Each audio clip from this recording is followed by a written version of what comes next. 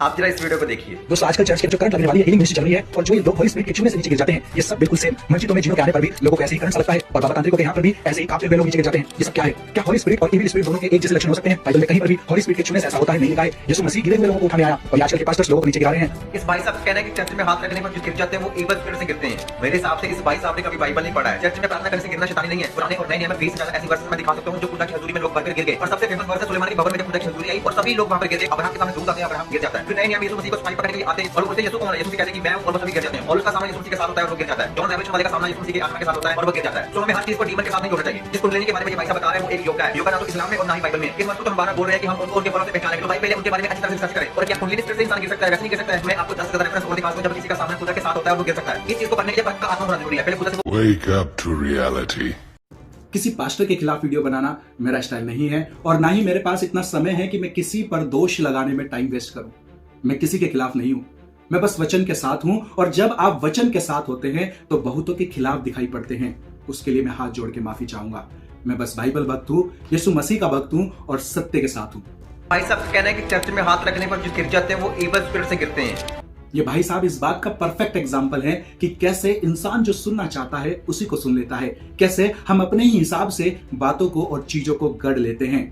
मेरी उस वीडियो में मैंने टाइटल भी साफ साफ लिखा हुआ है, करंट मार हॉली स्पिरिट। और पूरी वीडियो में कई बार करंट लगने और उछल कूद करने को कंपेयर किया है कि कैसे मस्जिदों में बाबा तांत्रिकों के यहाँ पर जब जिन जन्नात लोगों के अंदर आ जाते हैं तो वो सेम ऐसे ही करंट मार उछल कूद करते हैं, जमीन पर लोटनियां मारते हैं।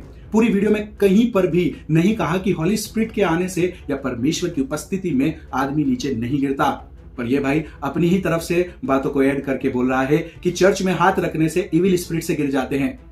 इस भाई साहब का कहना है कि चर्च में हाथ रखने पर जो गिर जाते हैं वो इविल स्पिरिट से गिरते हैं। मेरे कहने का ऐसा बिल्कुल भी मतलब नहीं था। गिरने की बात नहीं की थी, करंट मार उछल कूद की बात की थी, जमीन पर लोटनियां मारने की बात की थी। बाइबल में पुराने नियम और नए नियम में परमेश्वर की आत्मा की हुजूरी में लोग गिर जाते हैं, मूर्छित होकर गिर जाते हैं, भयभीत होकर गिर जाते हैं, परमेश्वर के प्रकाश के उजाले में चुंधिया कर गिर जाते हैं। लेकिन करंट खाकर उछल कूद करके नहीं गिरते, जमीन पर लोटनियां नहीं मारते।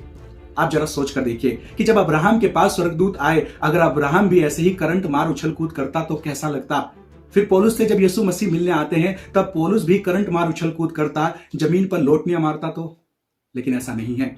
बाइबल बड़ी स्पष्टता से हमें बताती है कि वो परमेश्वर के प्रकाश की उपस्थिति में खड़े ना रह सके और मुंह के बल नीचे गिर गए।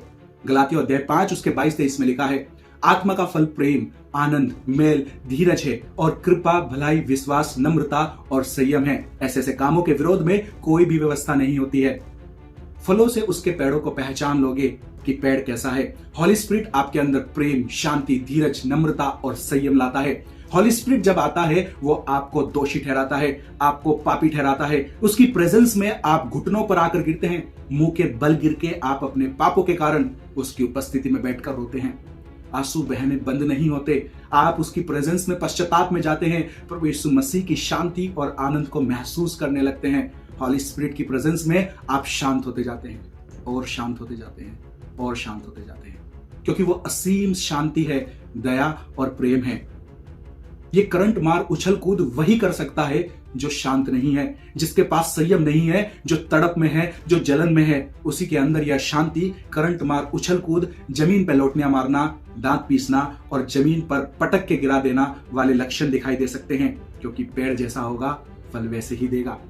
मरकुस अध्याय 9 उसके 18 में हम देखते हैं, एक पिता अपने पुत्र जिसमें दुष्ट आत्माएं समाई थी वो यीशु के पास लेकर आया और कहता है, जहां कहीं वह उसे पकड़ती है वहीं पटक देती है और वह मुंह में फेन भर लाता है और दांत पीसता है। 9 के 20 में लिखा है, तब वह उसे उसके पास ले आए और जब उसने उसे देखा तो उस आत्मा ने तुरंत उसे मरोड़ा और वह भूमि पर गिरा और मुंह में फेन बहाते हुए लोटनियां मारने लगा।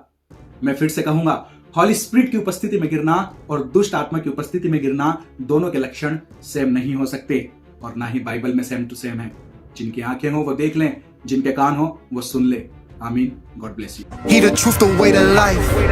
He the truth, the way, the life. Who you thought? Jesus Christ. He the truth, the way, the life.